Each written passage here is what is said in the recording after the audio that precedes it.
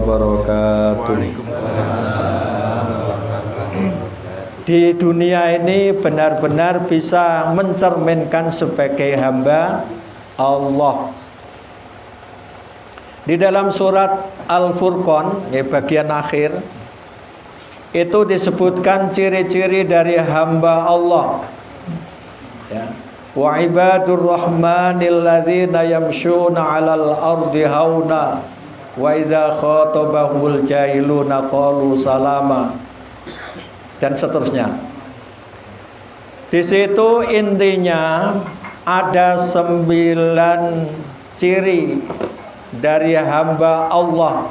Bahkan di situ disebut ibadur rahman, yaitu hamba Allah yang maha penyayang. Pengasih atau penyayang? Rahman pengasih ya.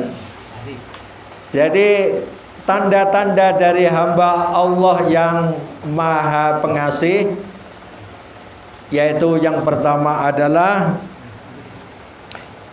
1, itu tawadhu, rendah hati, tidak sombong.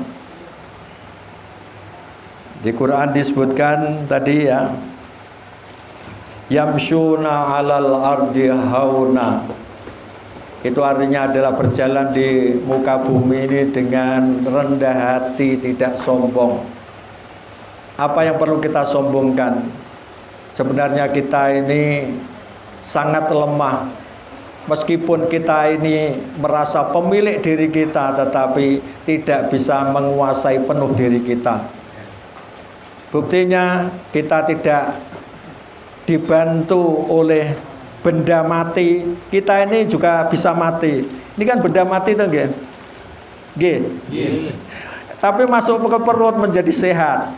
Nah, ini artinya bahwa kita ini sebetulnya membutuhkan yang lain, termasuk membutuhkan benda mati. Termasuk air ini juga dikatakan benda mati, tetapi ini membantu kita supaya kuat. Jadi jangan sombong, karena ini semua sebenarnya bahannya berasal dari Allah Subhanahu wa ta'ala. Yang kedua, ini karena waktunya tadi tidak boleh lebih dari 8:30. Jadi saya singkat saja. Yang kedua adalah perkataannya selalu baik. Jadi ketika menanggapi sesuatu maka ditata dengan rapi perkataannya sehingga menyejukkan. Wa idza khatabahumul jahiluna qalu salama. Jika ditegur oleh orang-orang bodoh, orang bodoh kalau menegur itu biasanya ya menyakitkan hati, maka tidak marah tetapi tetap qalu salama, berkata dengan salam, artinya perkataan yang mendamaikan, perkataan yang menyejukkan. Apalagi dengan orang baik-baik. Maka kita ini sebagai orang yang beriman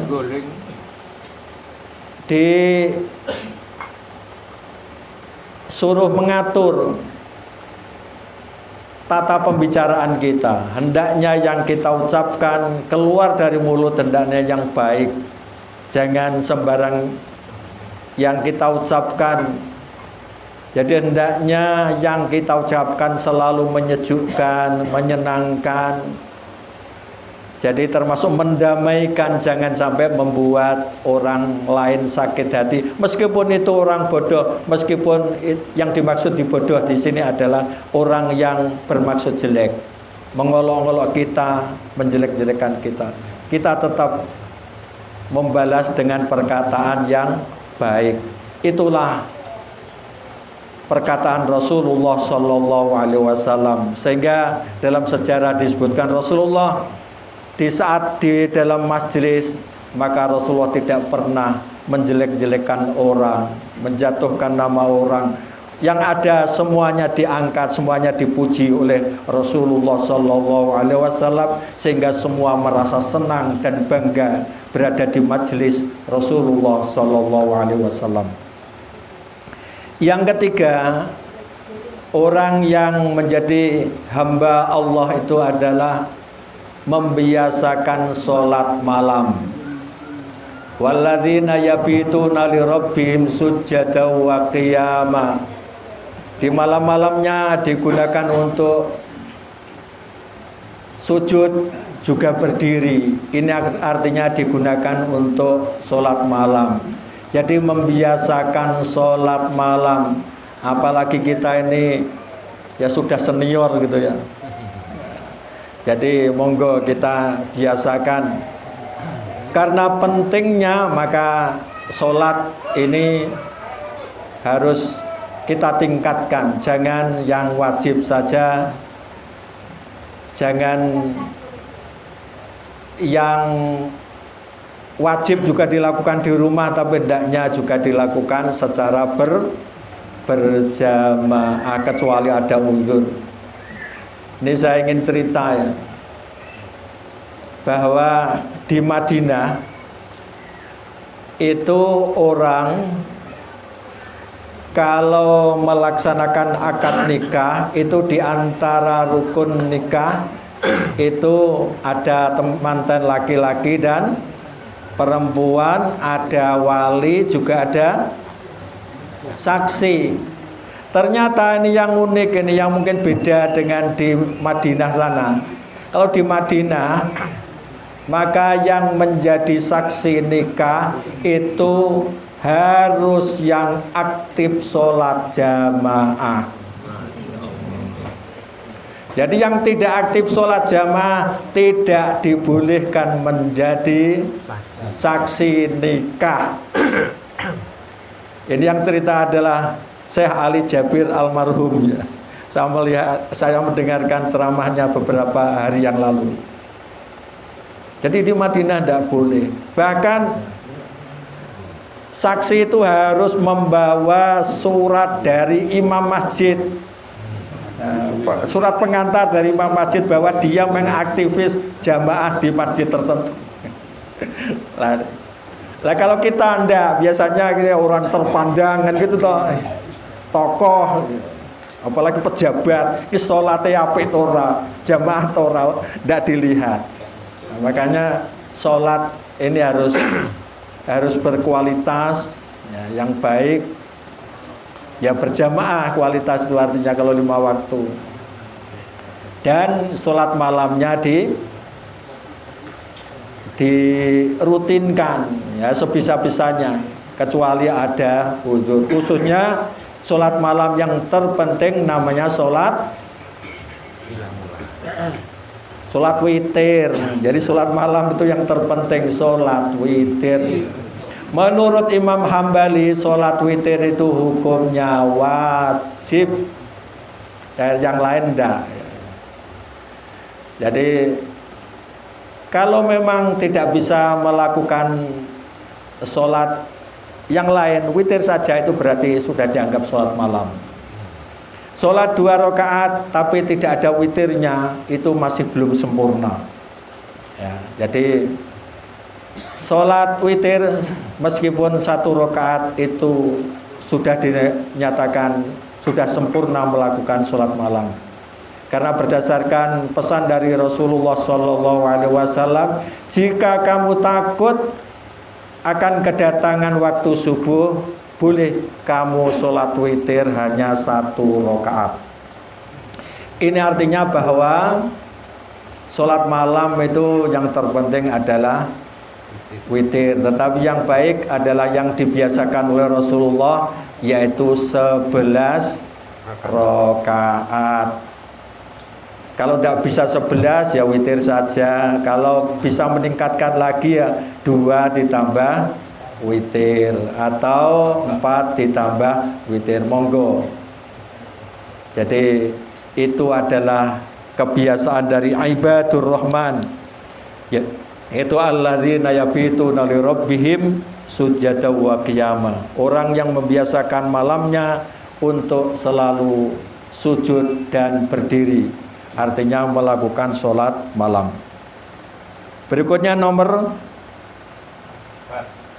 4 ya. Jadi melok ngitungi maksud ben gak ngelamun.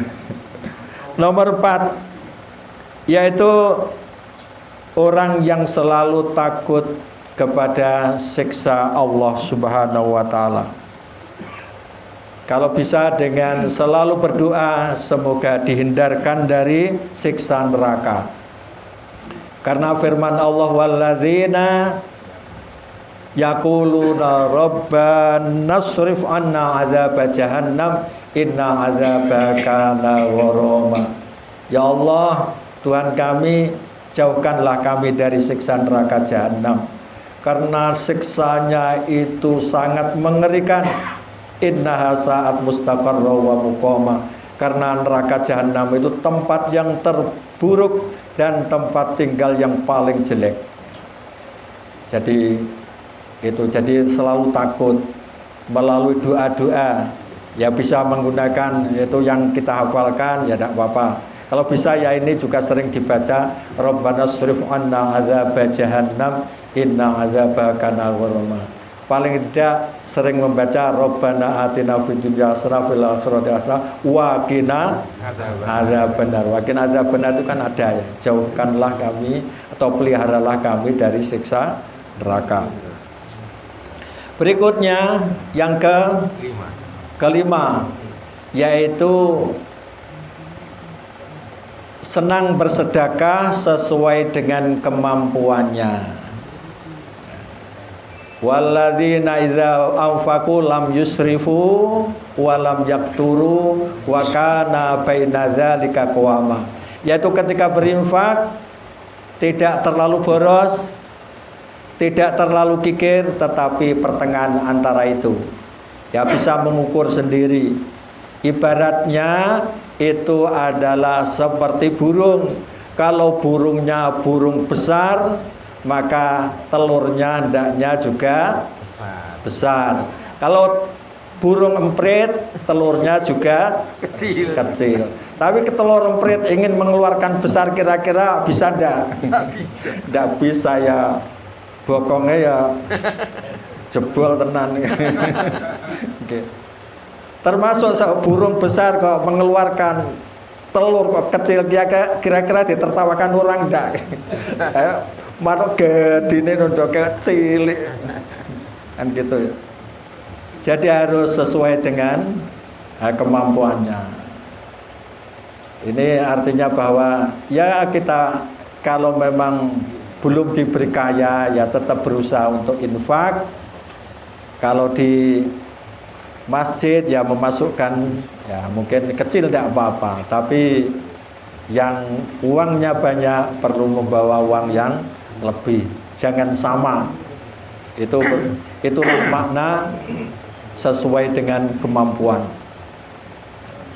Terus nomor 6, tidak melakukan dosa besar. Di sini disontohkan la yad'una ma'allahi ilahan akhar, tidak berdoa kepada Tuhan selain Allah. Ya.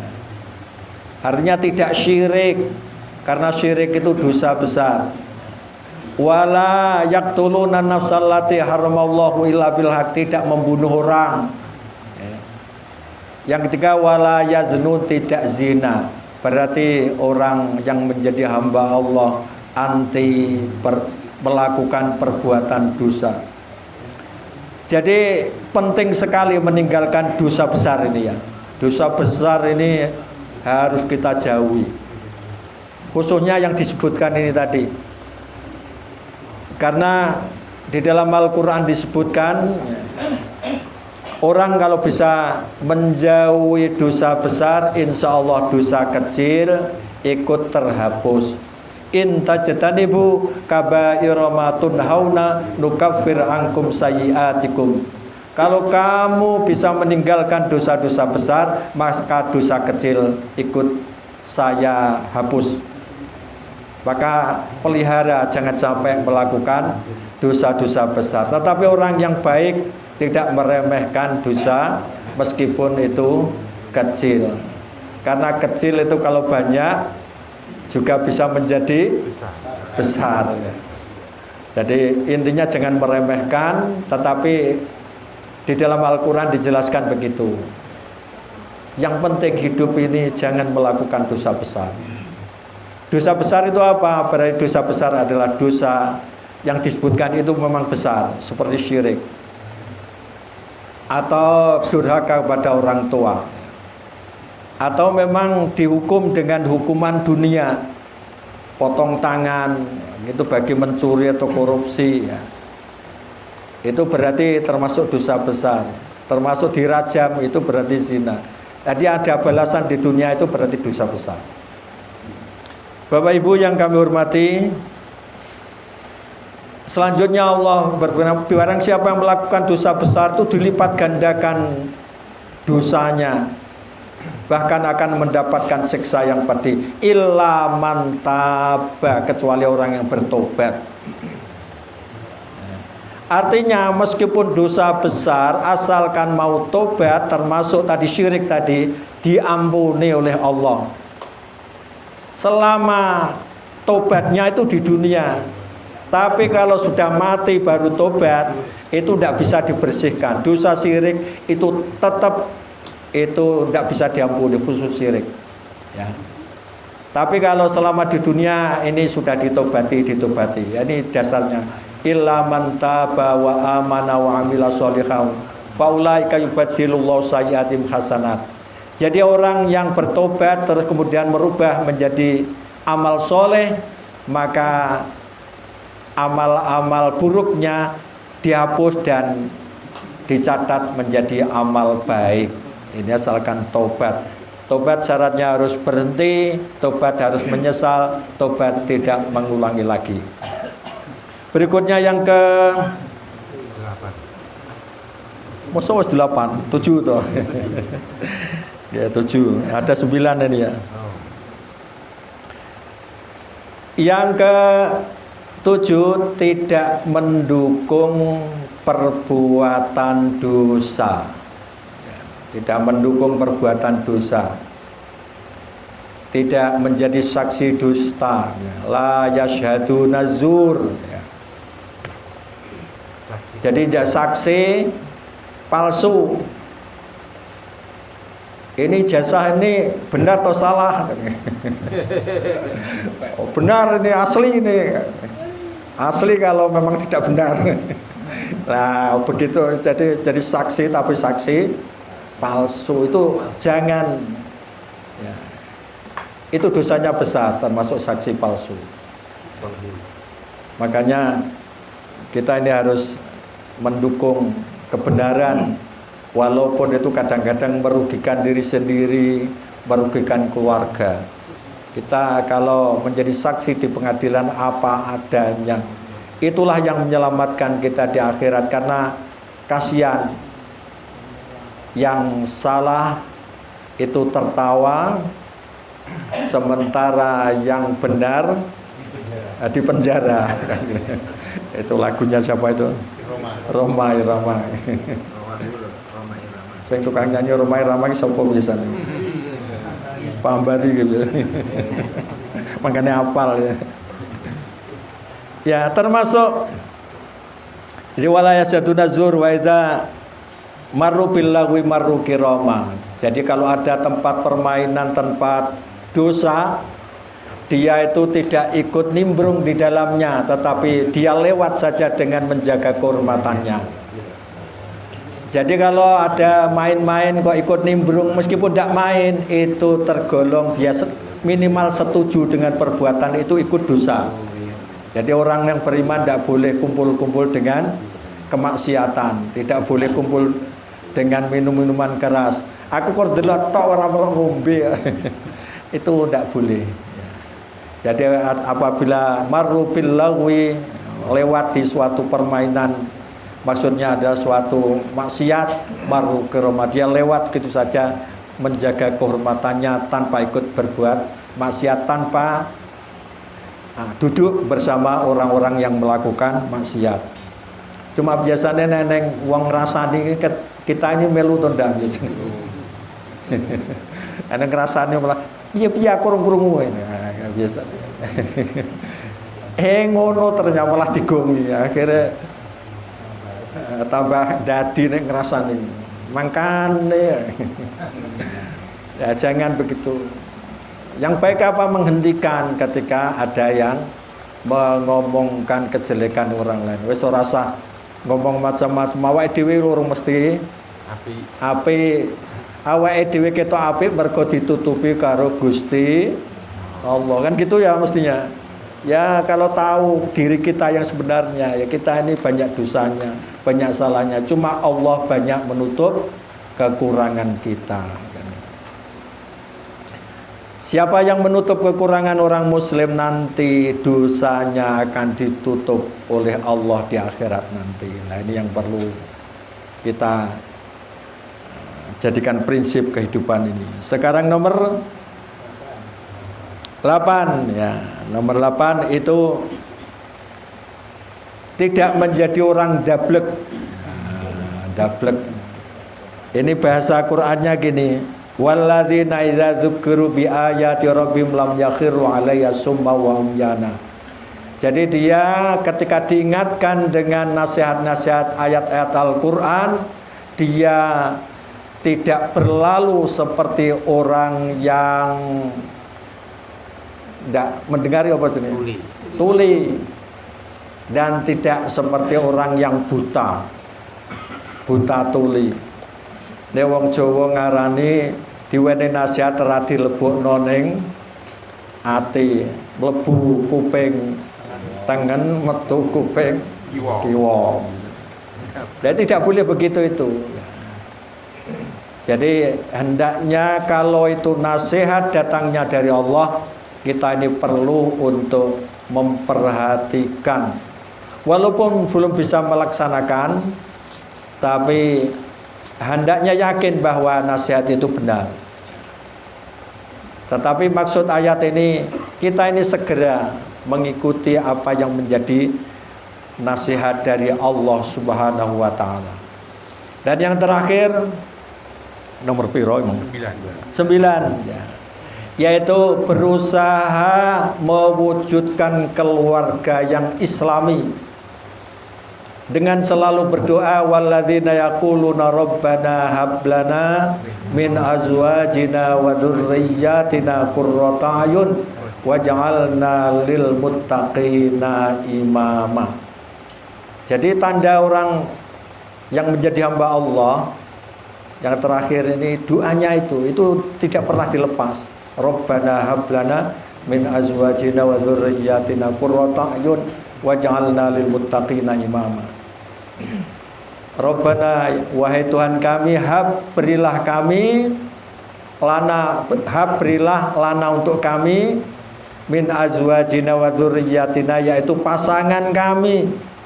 Azwaj itu betul pasangan, ya untuk istri bisa, untuk suami bisa. Wa dzurriyyatina termasuk anak keturunan kami itu qurrata ayun, yang menyenangkan hati. Jadi bagi orang yang beriman, punya keturunan, punya pasangan itu yang menyenangkan hati. Maksud menyenangkan hati menurut para ulama yaitu pasangan dan anak keturunannya itu yang rajin ibadah, termasuk yang berakhlak mulia. Jadi ukurannya itu, jadi rajin ibadah dan akhlak mulia. Jadi bukan hanya doa saja, tetapi juga prakteknya sehari-hari. Sehingga kalau punya pasangan, punya anak belum rajin ibadah, itu masih sedih, belum qurrata ayun, belum. Qurrata ayun artinya adalah yang menyejukkan hati, ya. Tapi sebetulnya adalah menyejukkan pandangan mata. Tetapi para ulama mengartikan dalam orang Indonesia biasanya senangnya itu bukan ditunjukkan lewat mata, tetapi hati, yang menyejukkan hati. Seneng ayem, duwe bojo, duwe anak, iku ahli ibadah, akhlaknya bagus. Dan sebaliknya susah kalau pasangannya dan anak keturunannya itu belum mencerminkan itu. Kayak anak ini urung ahli ibadah, termasuk pakaiannya, pergaulannya belum islami, itu masih susah. Termasuk waj'alna lil muttaqina imama, jadikanlah kami imam bagi orang-orang yang bertakwa. Imam berarti keluarga ini, kami ini ya, ini harus menjadi panutan semuanya bagi orang-orang bertakwa yang lain. Jangan sampai malah yang lain itu bagus, keluarga kita ini malah nyontoni sing elek. Ini jangan sampai. Itulah, kalau kita ini bisa mewujudkan itu, maka janji Allah setelah ayat ini, ulaika yujzaunal ghurfata bima sabaru. Mereka itulah orang-orang yang akan mendapatkan tempat-tempat yang tinggi di dalam surga karena kesabarannya. Wa yulaqqauna fiha tahiyyatan wa salama, dan mereka akan mendapatkan ucapan penghormatan dan ucapan salam. Salam bukan hanya dari malaikat, tetapi salam juga dari Allah Subhanahu wa taala. Ada atau salam dari Allah itu dalilnya apa? Di surat Yasin itu ada salamun qaulam birrabbir rahim. Di surga itu ada salam, itu ucapan birrabbi, dari Tuhanku ar-rahim yang maha penyayang. Sudah habis materinya. Pas jam. Pas ya. Ya pas berarti alhamdulillah. Cuma ini supaya bisa mengingat yang dan bisa kita amalkan. Diingat-ingat mulai pertama. Satu, orang yang menjadi hamba Allah tidak sombong, artinya rendah hati. Yang kedua, perkataannya apa tadi? Menyenangkan, menyejukkan, ya. Ada pasor tawaduk yang pertama, yang kedua ucapannya, yang ketiga membiasakan sholat malam, keempat orang itu tambahan penjelasan. Yang ke berapa? Empat, takut terhadap siksa Allah. Kelima, suka bersedekah sesuai kemampuan. Keenam, tidak melakukan dosa besar, ya, tadi syirik, membunuh, zina. Yang ke-7, tidak mendukung kejahatan. Ojo membunuh, mendukung. Yang keberapa tadi? 8. Ya. Kok tidak berzina, wis kliwat. Yaitu tidak dablek gitu tadi. Tidak dablek. Terakhir, berusaha mewujudkan keluarga yang islami. Sekian, kurang lebihnya mohon maaf. Nasrun minallahi wa fathun qarib wa basyiril mu'minin. Assalamualaikum warahmatullahi wabarakatuh.